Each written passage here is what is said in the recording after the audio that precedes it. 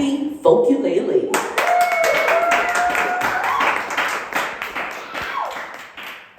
Thank you, Sarah. Now I'd like you to lower your expectations. I was really, not that there wasn't anything wonderful about your set, but I was so happy I didn't have to go after those two voices and James Taylor's songwriting. I am going to sing you some original songs. This is the tiny instrument portion. I see your tiny guitar and I raise you a ukulele.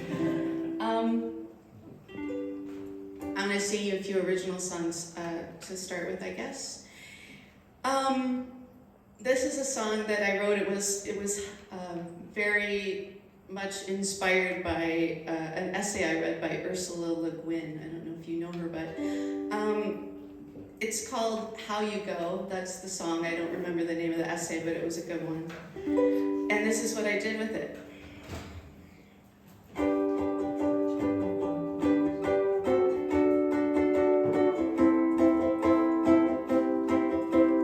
Traipsing down the canyon on a donkey named Elvis at the perfect time of year for fairy tales and this.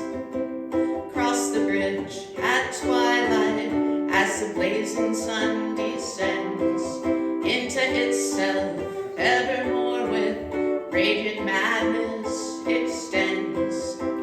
Broad red as rubies, calm bewitches us along on the verge of silence and on the verge of song. How you go matters just as much as where you get. Time isn't money but life to be lived. Swarm of butterflies steeply rising, no wild swirling roar, full of unfinished business into the night they soar.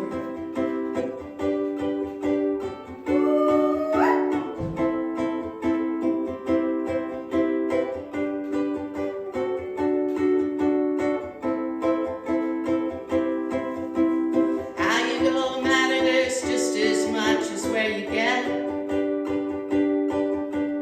Time isn't money but life to be lived.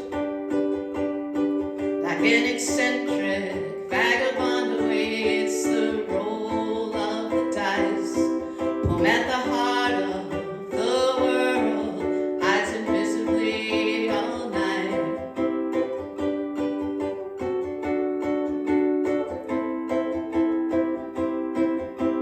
How you go matters just as much as where you get. Time isn't money but life to be lived. How you go matters just as much as where you get. Time isn't money but life to be lived. Time isn't money but life to be lived.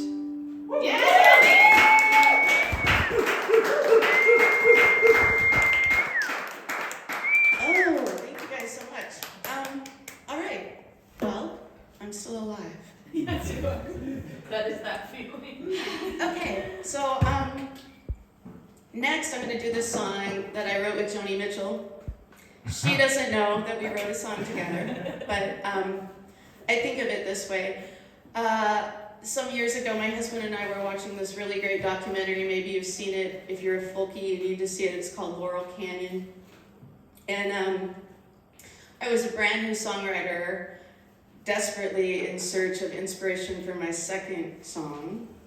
And Joni Mitchell said a lot of things in that documentary, and one of the things she said was, maybe the truth doesn't rhyme. And I wrote that down, and I think it was the next day that I wrote this song, which turned out to be a fictional account of what it might be like to wake up one morning and find yourself in a world where it's impossible to tell what's really true. Here we go. It's called Truth and Rhyme.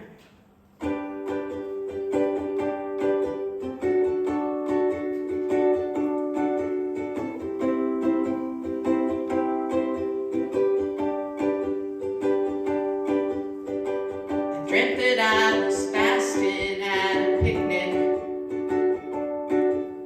I dropped my glass and I spilled my wine.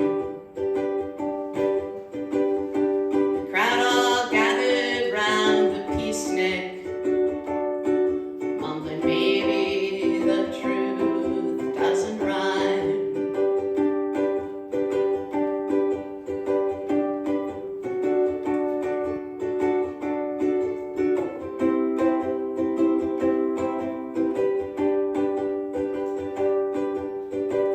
I smiled and I put on my lipstick, admired its ruby red shine,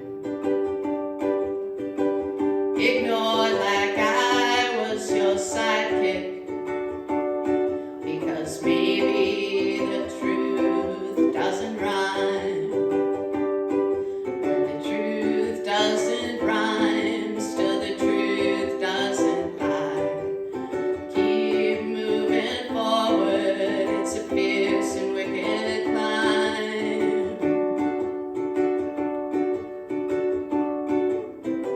I sat down in the rose garden homesick. The smell of the roses was sublime. Gazed in my mirror at a lunatic, muttering maybe the truth doesn't rhyme.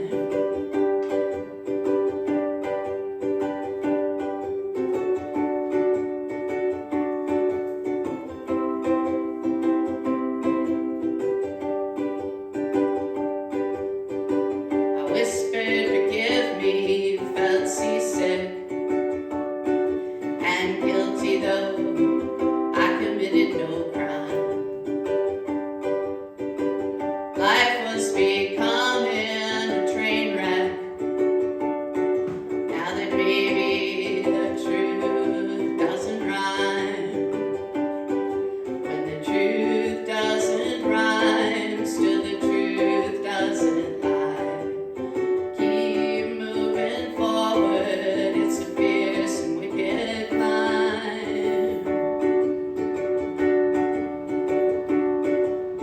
After all, the truth doesn't always rhyme. Yeah. It was Truth and Rhyme.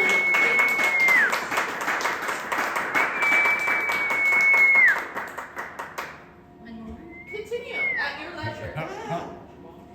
Okay, well, I'll just do one more and save some for next month, maybe. Next month. We'll speak up. Next month? Next Well, week. Oh, but that's like 8 o'clock at night. It might not be actually. This is the perfect time to say next week we will be returning to Air Fire Aerial Art Studio in Washington, where as we perform our music open mic, aerial artists will be performing an aerial open mic paired with our live music. Cool. I highly recommend you don't miss it. Holy crap. And I will report back with times on that, okay? I'll report back. Okay. Well, definitely only 3 songs then, because we gotta save some. Okay, I'm gonna do one of my favorite songs that I've ever written. What do I want to tell you about this song? I sometimes say I wrote this song when I was in a bad mood, but the truth of the matter is I was angry. I was angry at some things that were going on in the world. I was taking some things personally, and so I started writing this song. I was trying to write my way out of it, I guess, and it didn't work very well. So I would like write, and then I would get annoyed with what I was writing, and I would put it away sometimes for months at a time. And then I remember this day very clearly. I remember where I was sitting when I was working on this song, and I got frustrated and I put it away, and I got on social media, because right when you're frustrated, that's what you should do, get on social media. That helps. Always And helps. but it worked this time. I saw something about the Pope and a revolution of tenderness, and that phrase hit me right here. And I don't know I don't know if this is the way it really happened, but the way I'm going to tell the story, the way I remember it is, I got up and I went and got another cup of coffee and I sat down and I wrote this song, which is a folk anthem. It's called Revolution of Tenderness. Woo!